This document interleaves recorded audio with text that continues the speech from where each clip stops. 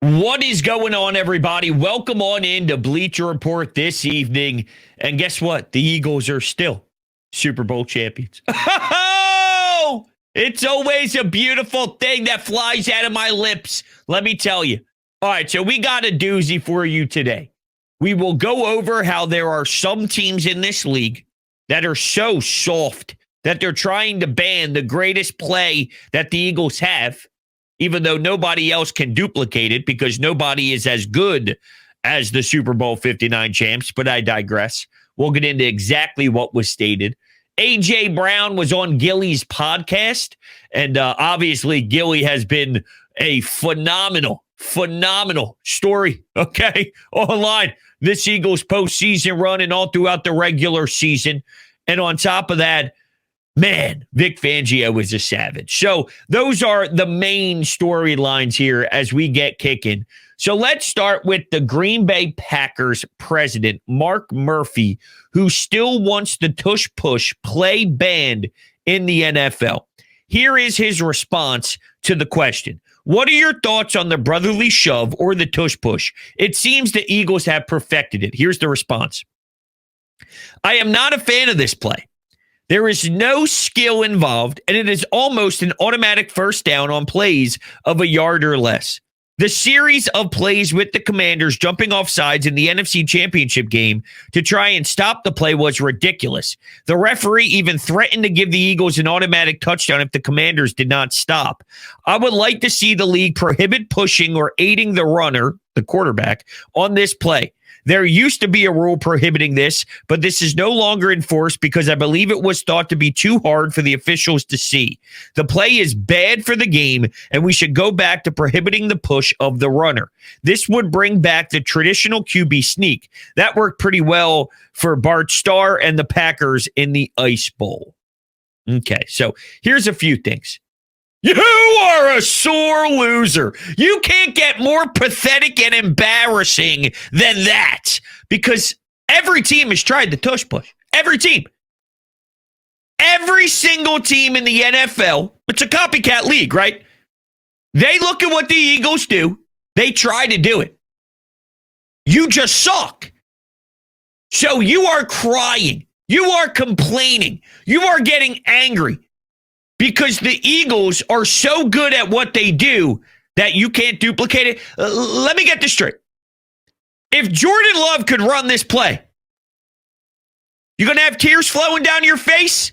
Or is it just because your quarterback can't squat 600? See, the NFC Championship play, when the Commanders and Frankie Louvu and all,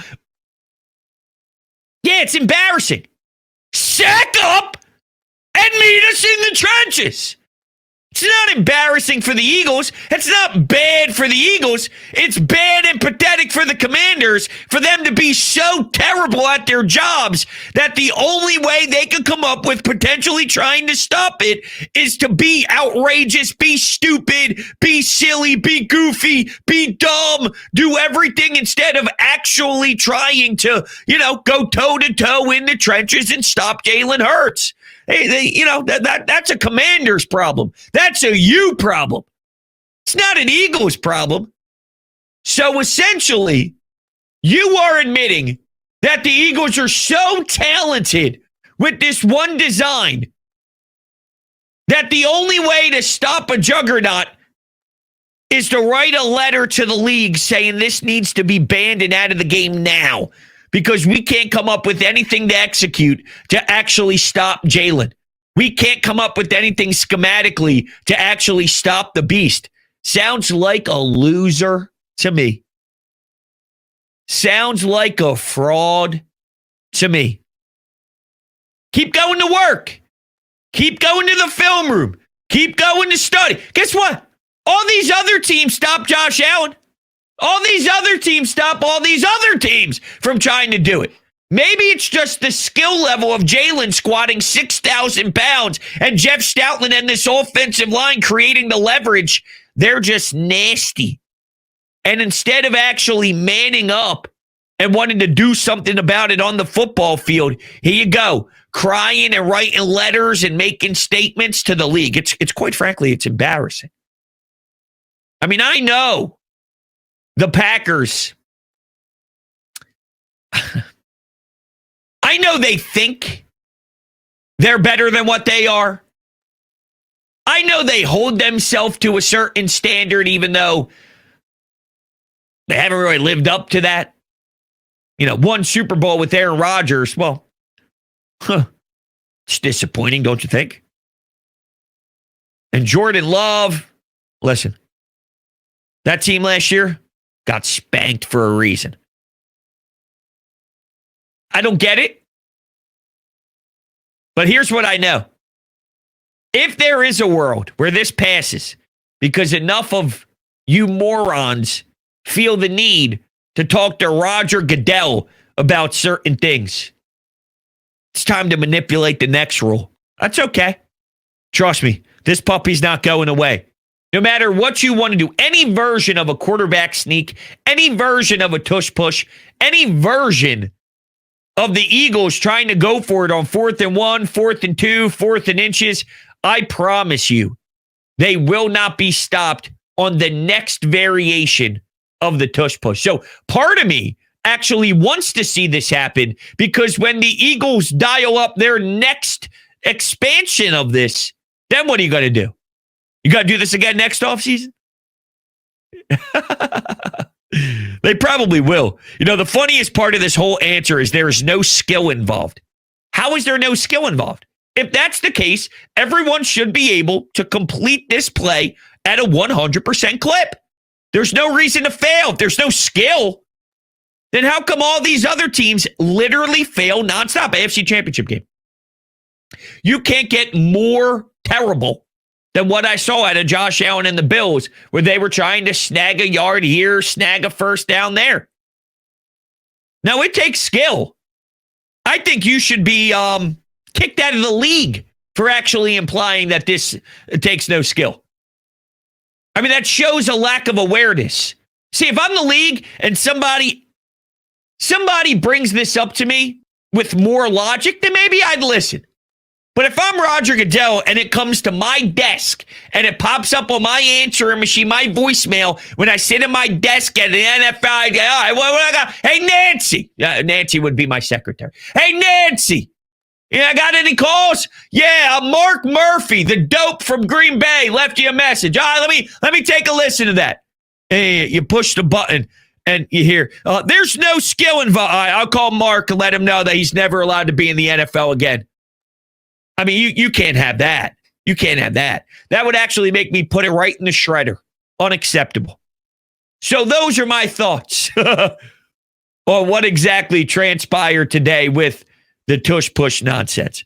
Now let's get to the next level here of the show. Vic Fangio after the Super Bowl. They won the Super Bowl, and Vic Fangio is angry. When they were doing their, all right, this is how the parade is going to go meeting, Vic Fangio calls in the defense and say, what happened in the second half was gross and totally unacceptable. He's getting mad at who was out there again? Who was in the secondary?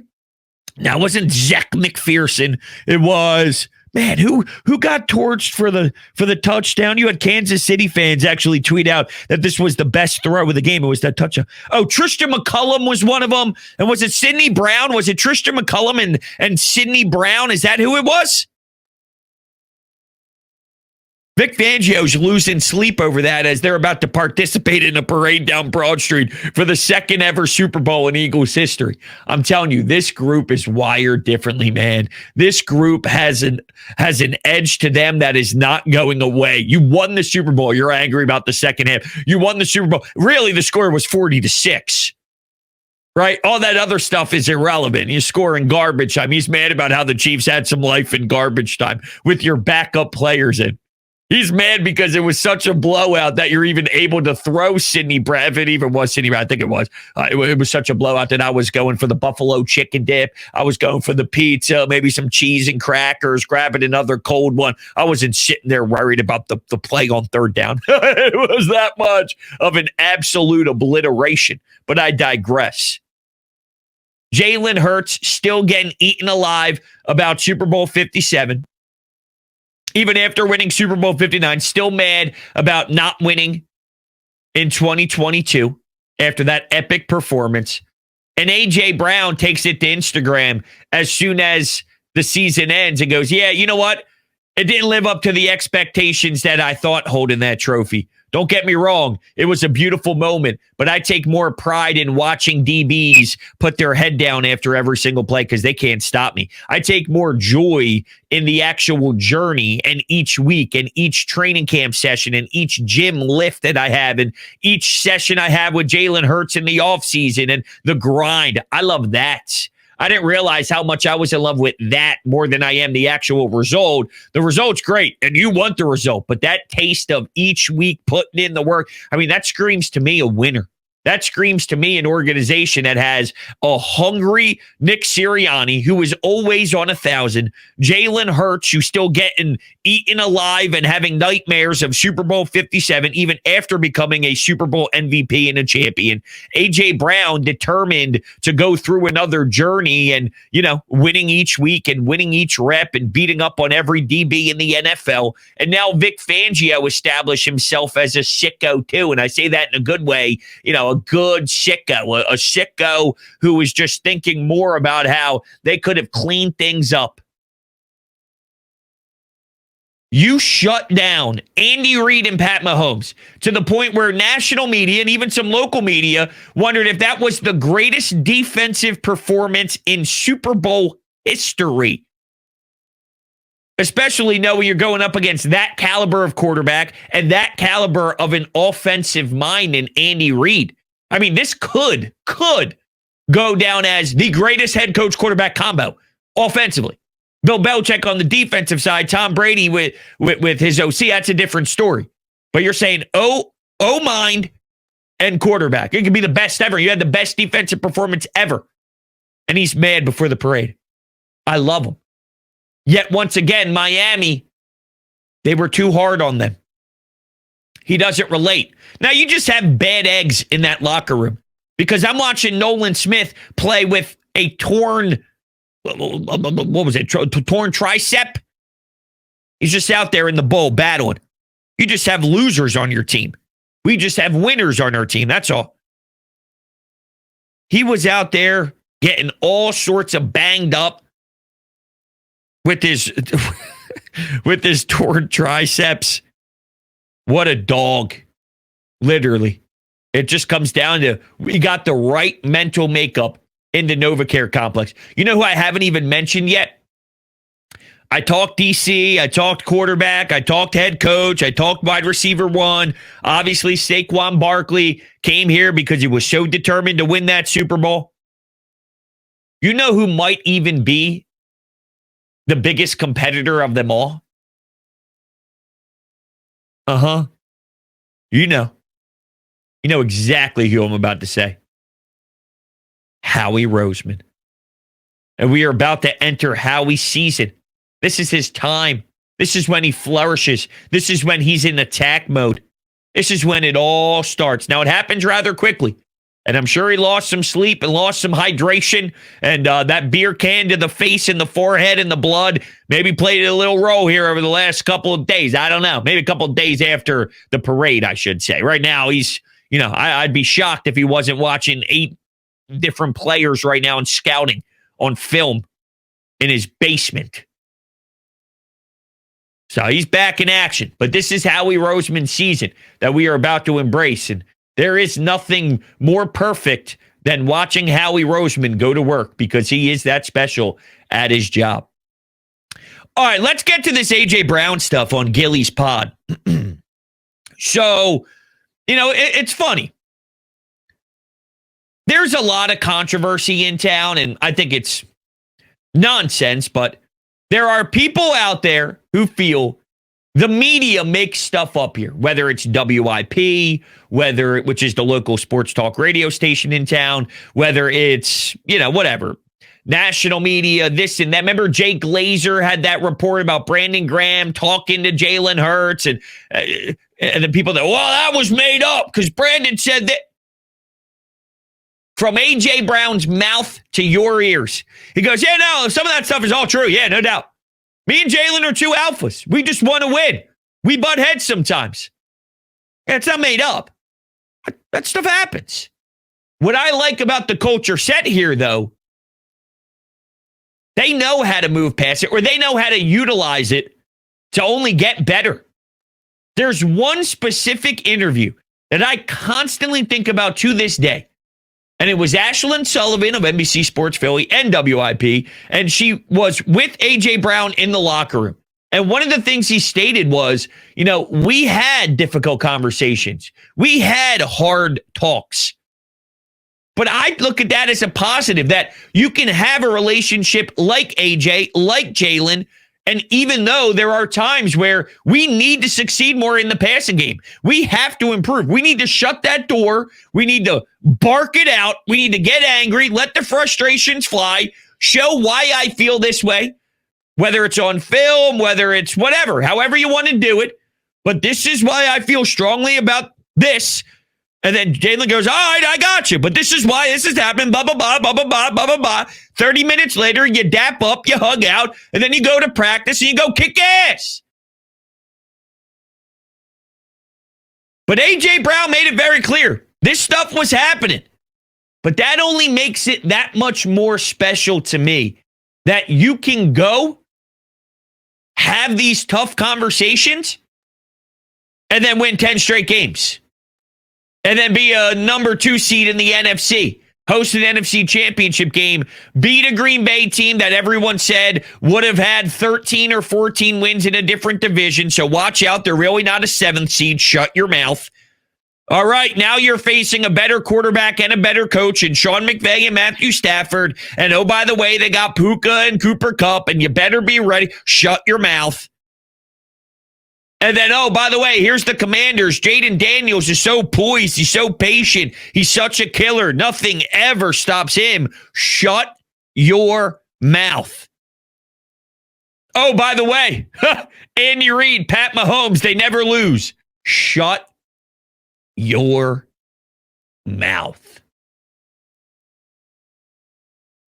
There's something special about having that type of relationship where you can get into one another's faces.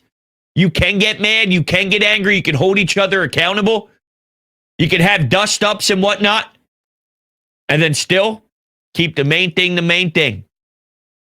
You can't be great without the greatness of others. These are cliches. These are standard comments that we've heard for the last 5-6 months, and I'm sure at some point you just shake your head and go, I'm done with all this stuff, hearing it from Nick and the core values and all. But you know what? If each player is restating it, if Saquon Barkley mentions it the second after winning the Super Bowl, if these guys are constantly drilling it home when they're getting their media attention each week, that means it's sticking. That means it's working. That means it's doing its job. And then there's no surprise that we see the result being what the result is after that.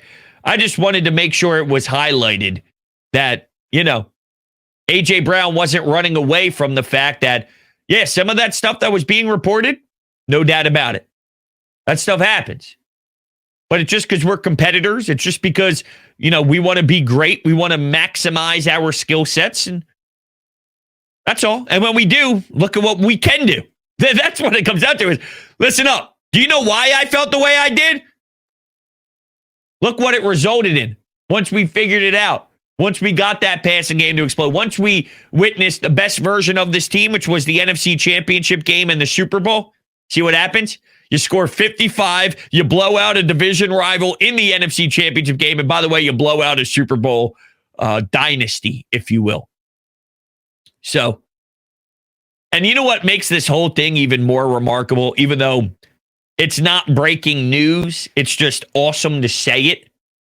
Saquon Barkley, the presence of him is literally more dominant than players who actually get the football. Like, there are guys who get the football who run for 75 yards in a game, which good day at the office. We now have a mindset of 115 or 120, 150, 300 yards against the Rams in the regular season, 250 on the ground, 300 total from Saquon. So our mindset's skewed right now, and I get that.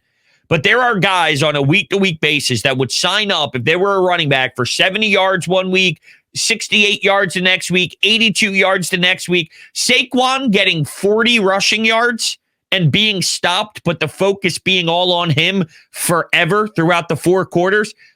That's more dominant than someone getting 82 yards in another game. Like, just his presence, even without even having a sexy box score or a good game on the box score, that's more dominant than anything anybody can ever provide just from a standard running the football type of game that's pretty decent. That's insane. That's insane. And he's ours. And he brought us a Super Bowl. And I wouldn't be surprised if there's another one in the future. All right, everybody, I greatly appreciate you all kicking it with me today. Thank you all so much. I had a blast, honestly, and can't wait to do it again tomorrow. So I will be here Monday, Tuesday, Wednesday, Thursday this week, 6 Eastern, right here on Bleacher Report. Thank you all so much, and have a great rest of your Monday evening. Go Birds.